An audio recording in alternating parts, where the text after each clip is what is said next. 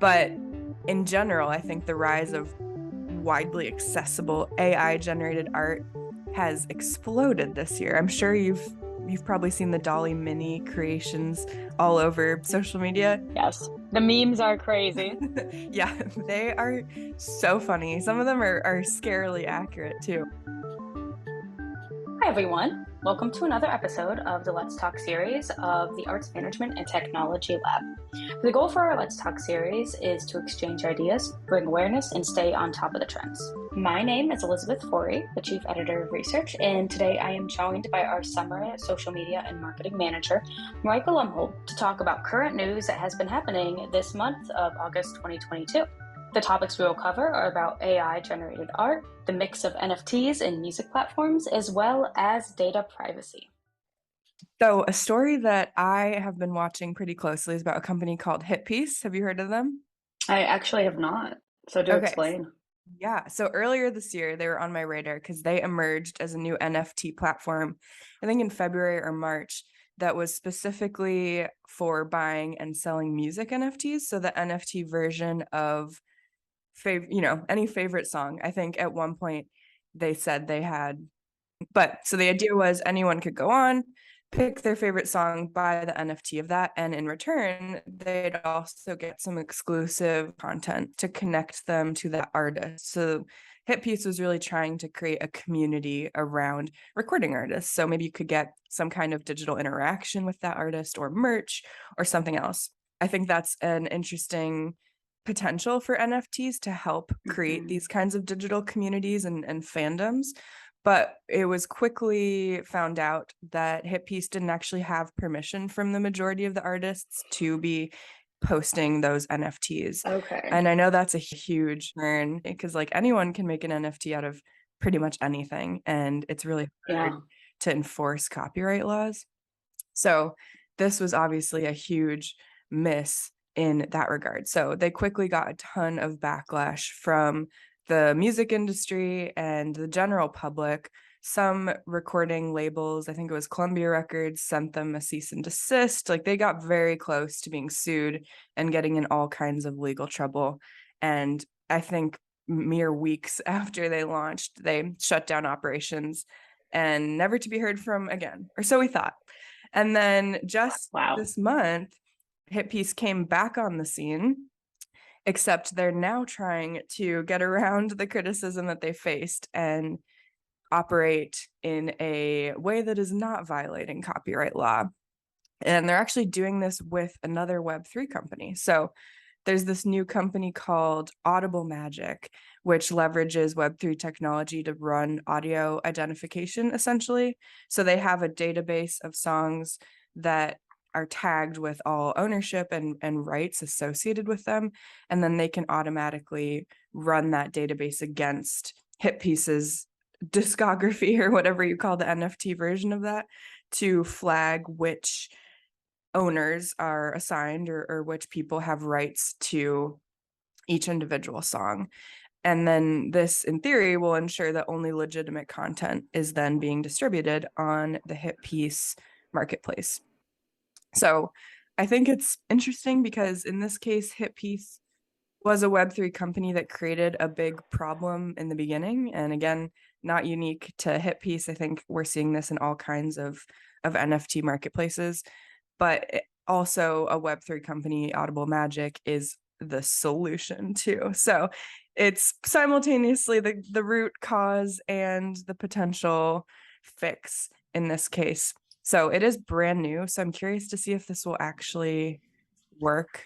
I'm not quite sure exactly what other kinds of rules HitPiece is putting into place, like if anyone can mint an NFT or if it has to be, run through this Audible Magic algorithm first. Yeah. So I'm curious, but I know in terms of copyright laws, they're definitely way behind on the NFT front and a lot of other emerging technologies that did not exist when they were written many years ago. So it'll be interesting to see if in the meantime, while we're waiting for laws to catch up, if companies like Audible Magic are going to be a solution to help in the meantime. Yeah, that's really interesting. I've never heard of a company quite like Audible and Magic before, which I think is a good thing, obviously, since the amount of copyright issues with NFTs have risen for basically since their inception. But I'm also curious how HitPiece is going to get around the previous backlash. I don't know if many celebrities will feel called to or interested in partnering Yeah. because they've already had so many issues. Yeah, I totally agree. I'm curious too. And it's, again, I think an opportunity they have to help create is to help create those kind of fandoms and communities, which is a positive thing. But to your point, if that has potential risks with it, or, those artists have been scorned in the past, we don't know. We'll see. Yeah. And also, just for the side, with the current NFT crypto market, Oh, yeah. will it even have the chance to get off its feet? Yeah, that is a great call. And that reminds me of another point of criticism with a lot of NFTs, which is the celebrity hype around them and celebrities, taking advantage of their audience. So just as you said that, this feels like a way that could naturally play into that too, unfortunately.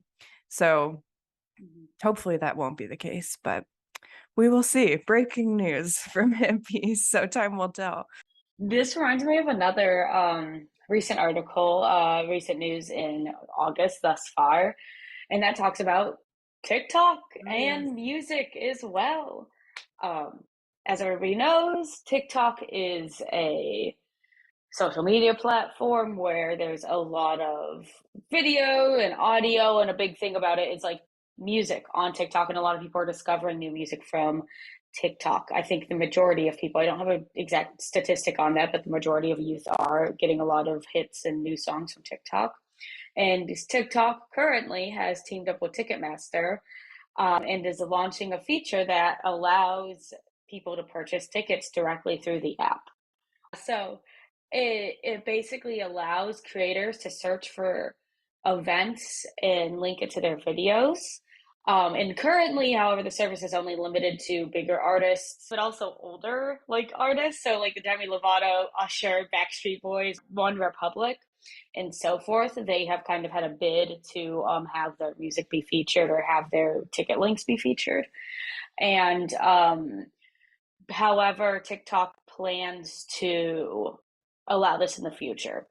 And so this kind of all comes after ByteDance, which is a parent company of TikTok, the Chinese digital media company, has filed a trademark application for this new platform, which is TikTok Music, which where all this would be on, but it would be a direct competitor to Spotify, which we've seen other competitors to Spotify kind of fizzle out. And Spotify has basically stayed the course for many, many years. But I'm interested to see, since TikTok is such a big force in our world, if TikTok music will finally kind of overshadow a Spotify. I don't know that it will, but it might. That's all we really know right now. It's also interesting to note that this isn't the first social media app that Ticketmaster has partnered with. Earlier in February this year, so 2022, they announced their partnership with Snapchat to do basically the same thing. Not the same thing in the terms of having a new app, but rather to say you can feature your music and buy from a direct link on the platform in the Discover page. And both partnerships have been told to have the aim of taking advantage of the discovery tools on the apps to help reach young audiences. So, Wow. we'll see. Yeah, that is interesting. I guess it does make sense to meet people where they're at and where trends around music are starting, whether that's Snapchat or TikTok. I've been super fascinated to watch as TikTok has completely dominated what ends up, being in the top 40 the next week. It's crazy how fast things are moving now. And I feel like there is a large celebrity, like artist presence on those platforms too. So I guess it also makes sense to kind of keep it in that ecosystem where they're talking to fans and giving them content already. Yeah, absolutely. So interesting how fast platforms shakeup. I feel like Spotify still feels really new to me, but here we are. Yeah, right. Well, and it was interesting because this article had talked about why Spotify is basically an unmovable force because they're just like so constant and they give the viewers or the listeners what they want. They give their constituents what they want. And that's why it's been so good. But TikTok has such a popularity that I wonder if that will overshadow the like unwavering normality of Spotify. Yeah. Yeah, that's an interesting thought. And I think both of them are so popular because of that recommendation algorithm, right? Like they give you Yeah, content without you having to ask. So you keep engaging. exactly. It's wild stuff. It is indeed. So, something I've actually seen on TikTok, which brings me to my next news story, is AI generated art. I just saw on TikTok there's a new filter where you can type in some words and an AI will generate art behind you as you're filming your video, which is pretty cool.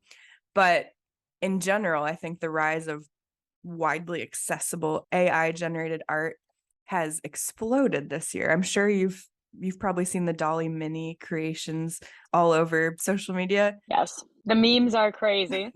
Yeah, they are so funny. Some of them are scarily accurate too, which is wild and one of the things that I'll get to in a minute. But so Dolly Mini is actually now called Crayon because they're not trying to be associated with DALL-E, which is this bigger AI image generator run by a company called OpenAI. And OpenAI launched DALL-E in a not even a beta phase, whatever is before beta, a really small test phase. And only a limited number of people had access to this. And I think those people were primarily, like researchers and people who are in relevant career fields around this, definitely not accessible to the public. And that is why Crayon, formerly known as Dolly Mini, came to be, so the public could have access to similar technology. It wasn't quite as good as the actual OpenAI Dolly generator, but something similar. However, very recently, Dolly opened up, or excuse me, OpenAI opened up Dolly to, I think it was 1 million more users from their waiting list. So, although 1 million is still definitely not the general public, that's a much larger number of people that now have access to this image generator that didn't before. So now they're officially in their beta stage.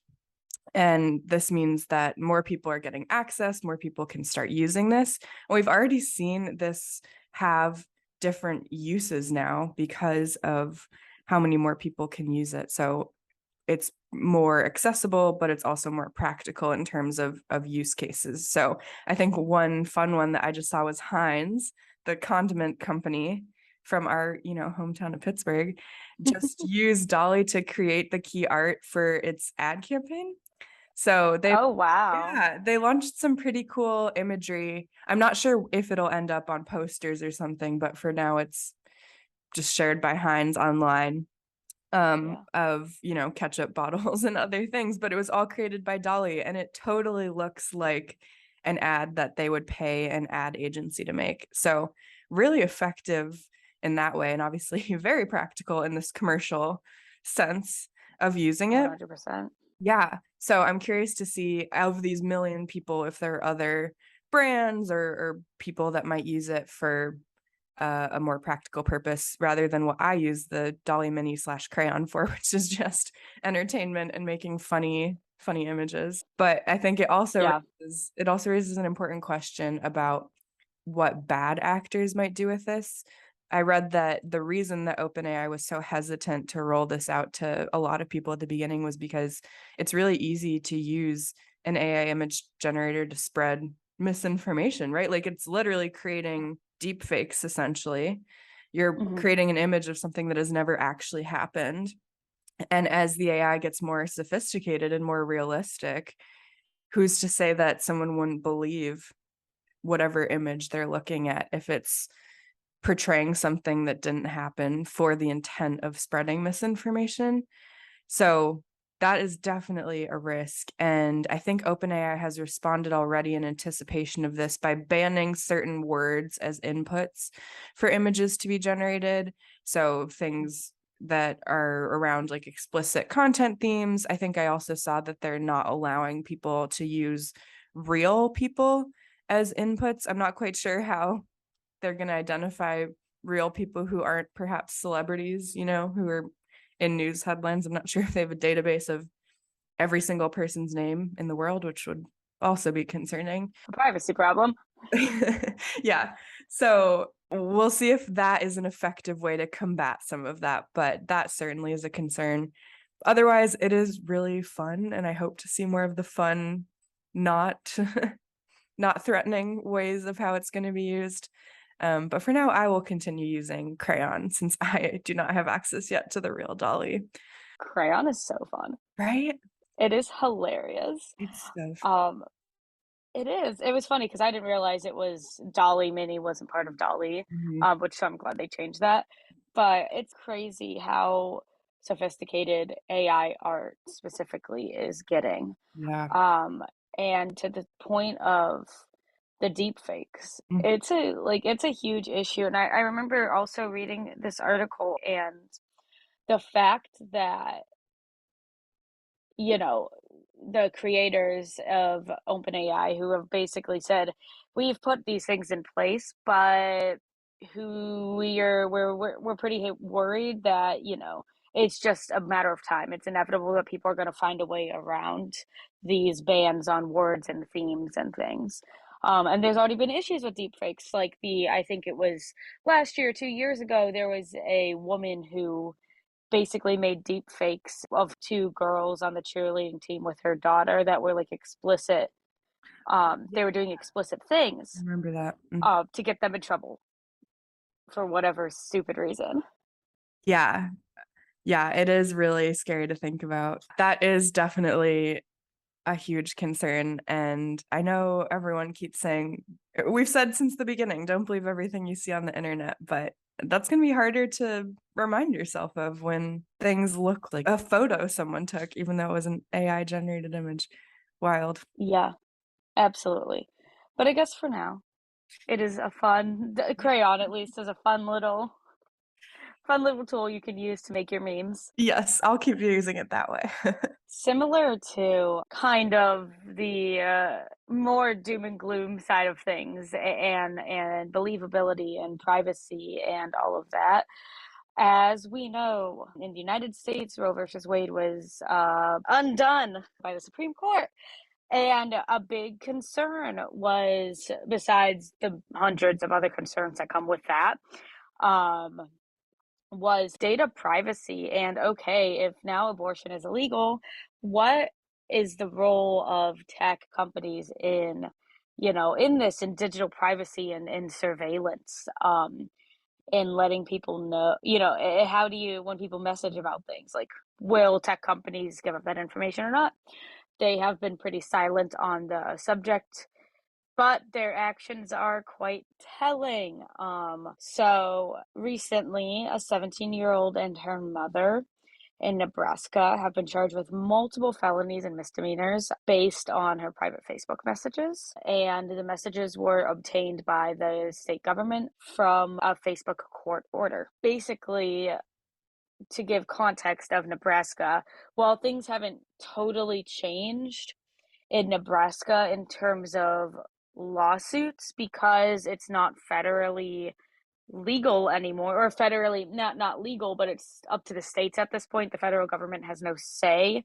um this family cannot basically take them to court, or be protected on the federal level. Mm. So Nebraska has a 20-week post-fertilization abortion ban, which basically means this doesn't change, so it just means like after 20 weeks you can't have an abortion, you can't do anything, you just have to keep the baby, and no matter what circumstance, I think, unless it's like extreme health concern Yeah. to the carrier. And basically, the 17-year-old girl allegedly had discussed and obtained the abortion pill. And because of this, she's been charged with 5 crimes. And I'm going to quote this directly from Vice. This is where the article is from, and this is the following words I'm going to be saying from. Vice says Jessica Burgess is charged with 5 crimes, 3 felonies, including perform or attempt abortion over 20 weeks, perform abortion by a non-licensed doctor, and removing, concealing a dead human body. Celeste is charged with 1 felony, removing, concealing, abandoning a dead human body, and 2 misdemeanors, concealing the death of another person and false reporting. She is being tried as an adult. So, the reason why she's able to be tried this way is, and this is where tech comes into play, is that basically in June, as I had mentioned earlier with the court order, the state submitted a search warrant to Meta, which demanded that all private data, including DMs of the Burgesses, were obtained. And these DMs were used for the support to seize 13 laptops, smartphones, and 24 gigabytes of data from the family, the entire family. Wow. Yeah, it's crazy, which includes messages, images, and web history. And as I mentioned earlier, tech companies have been quiet. They've always declined to say if they would give law enforcement private info regarding abortion, but it's clear that they will. Yeah. However, it is important to note, Meta, since the news has gotten out, I believe it's because it was released and it wasn't confidential anymore, which that is fair. I get it. You don't also want to get in trouble with the government with Meta's other troubles because you totally like ignored confidentiality. But since the news has gotten out, they have stated the warrants had no mention of abortion, rather that they were requested as needed for a quote criminal investigation. Yeah, so there's a lot of layers to that, and also the fact that having an abortion is under the guise of a criminal investigation is very concerning. Yeah. Yeah. That's wild. I think we've seen this kind of concern come up while Roe was still intact. Like I can't remember the case when the FBI or some federal authority was trying to get into an iPhone and Apple was refusing to unlock it. I think that's been a popular thing. They've done that a few times. But Yes. now post Roe, it's even more concerning, as you were saying, in the way that now these are considered criminal cases and what that means. I just think it feels like it affects so many, of course, it affects so many more people now in the US versus before. I think, at least, when I was hearing about those Apple stories, I was like, oh, yeah, technology companies know everything about us, but I have nothing to hide.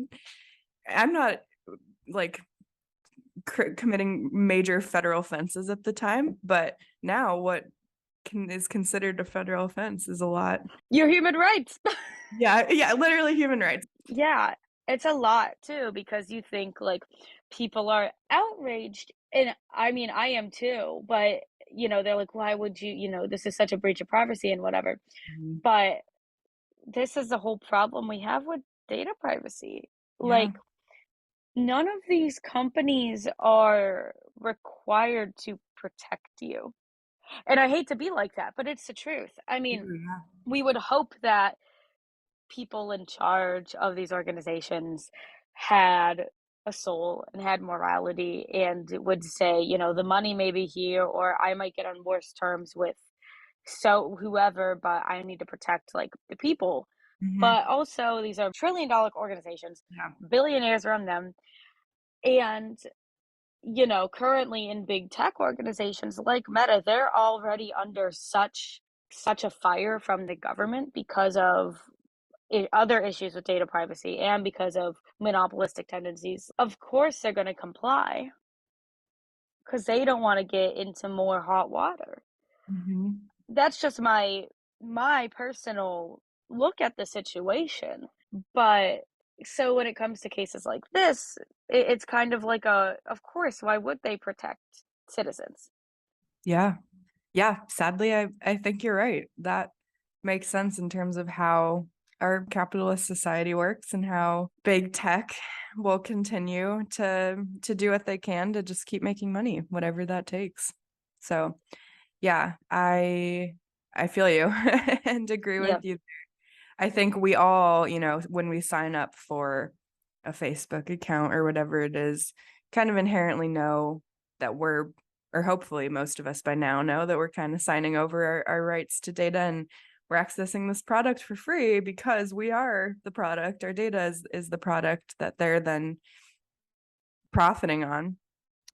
But I'm wondering what if this backlash will give rise to anything in terms of how we collectively are using social media and other platforms that are collecting data on us, if things will change or if we'll continue to carry on and get smarter about words we're saying online or, things we're Googling. I'm not quite sure what it'll look like, but Yeah. it does feel like, well, there's always been concerns around data privacy. This does feel like a tipping point because of how many people it affects at such a deep level. And to the extent of aggression Yeah. that states are pursuing this, Yeah. that Yeah. governments are pursuing this. Yeah. I know, more so than other matters in the past, perhaps. Perhaps, or maybe it's just hitting us now. True. Yeah, that could be. Always a fun world of data privacy. Some great things and bad things. It's just knowing, it's important to know that your data is not private, Totally. especially on social media. And I know also a lot of period tracking apps, again, in response to Roe and the government's actions in seizing data to support criminal investigations. Because as you said, they're going to keep making money however they need to. Yeah, I agree. Hey, it's something to keep concerned about. Yeah. Data privacy is only going to be continuing on the forefront of our conversations. This is just one relevant case that's talked about in August thus far, but every day there's privacy cases against big tech companies, privacy cases against government, privacy cases, you name it, it's all out there. Keep up to date on them. It's important to know because this is your privacy as well, and you don't know what you're doing that you could be used against you in the future, even if you are an upstanding member of society. Right. It's important.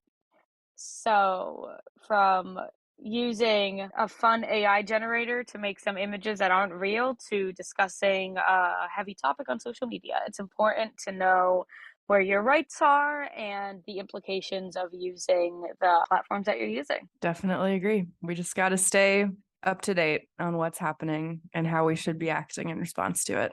Absolutely. So, thank you all for joining us for this Let's Talk about what's been happening in the news thus far in August of 2022. Thank you for listening to Tech in the Arts. Be on the lookout for new episodes coming to you very soon. If you found this episode informative, educational, or inspirational, be sure to send this to another arts aficionado in your life. You can let us know what you thought by visiting our website, amt-lab.org. That's amt-lab.org. Or you can email us at ampedlabcmu@gmail.com. You can follow us on Twitter and Instagram at Tech in the Arts, or on Facebook and LinkedIn at Arts Management and Technology Lab. We'll see you for the next episode.